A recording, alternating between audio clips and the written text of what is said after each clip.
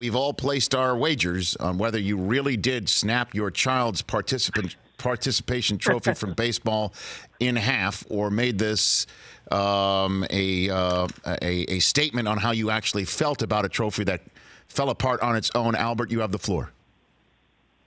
Well, I mean, maybe when he's 9 or 10 or 13 or 14, maybe I'll have some stronger feelings on this. But the kid's 4. And so this is his first T-ball season. Yes. This was his very first trophy. Okay. Right? This is his very first trophy. So he's fired up. And he's fired up then. Yeah. So he gets it on Saturday. The season ends. He gets it on Saturday. And, I've got a 2-year-old boy, too.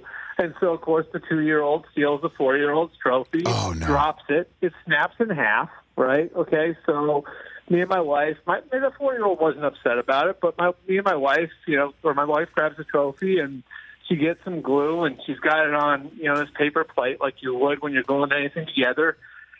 And I see it and I'm like, what are you doing? She's like, oh, well, Drew snapped Steve's trophy. And so I said, hold on. She said, watch this. And I took a picture of it and I put it up on Instagram. And, when you're on Instagram, you always have the option there to, simul post it on other social media. Yes. And so I was like, well, let's see how Twitter would react.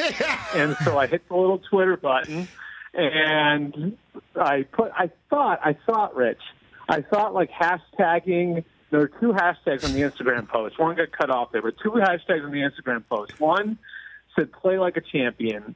The other said Father of the Year. Now, I figured play like a champion, right, in reference to a T-ball trophy, would, tip this off as being sarcastic.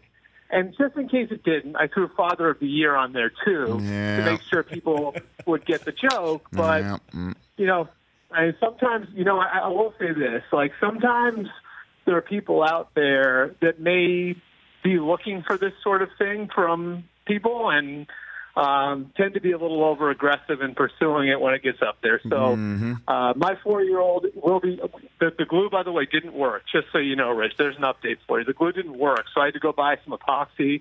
We'll see if that works or not. We have been in touch with the coach, too. Okay. So we're trying to figure out if they have extra trophies. Okay, it's funny, Albert, that you say that a trophy broke and the epoxy will have to work. Is I have right here, because I brought in here figuring that epoxy would be in my show studio, I have right here broken into 2 pieces my daughter's participation trophy from soccer that is here in pieces right here on the Rich Eisen Show for Taylor Eisen for her Electric Bees championship. Well, it's not, and I want to point this out too, it doesn't say champion, does it, Chris? Right? And you'd think that here in Los Angeles, we're softer people than the folks up there in New England with Breer. Sure. Why does it say champions on your kid's T-ball trophy, Albert? I thought that was interesting, too. I didn't actually notice that until after I put this up. Yeah. As far as I knew, they didn't keep score, which I guess we can discuss the merits of that, too. But I don't think that they keep score with the 4 and the 5 and the 6-year-olds. And so... I guess. I mean, he technically could have been the champion. I just can't verify it because I didn't see any scorekeeping there. Yeah. Okay. So I'm with you. At age 4, 5, and 6, youth sports, even 7, you got to make sure that they have fun. But around 8, we give the kids plaques in pony baseball out here. So, they got their photograph, and there's the team photograph, and it's a plaque. So it's not really it's not a trophy, you know what I mean? But at some point, you do have to teach about winning and losing. I hear you. Well, yeah, no, I absolutely agree with that. I think honestly, if we're going to be serious about this, go for it. I think the best lessons that sports teach you, and we all played at some level growing up.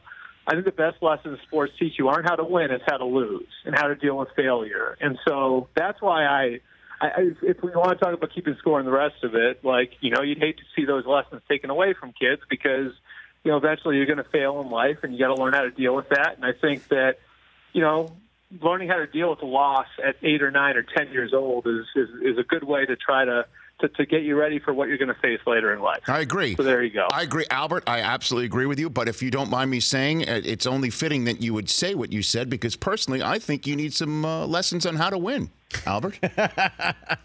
I think that lesson wasn't learned as a child by you, Albert, quite frankly.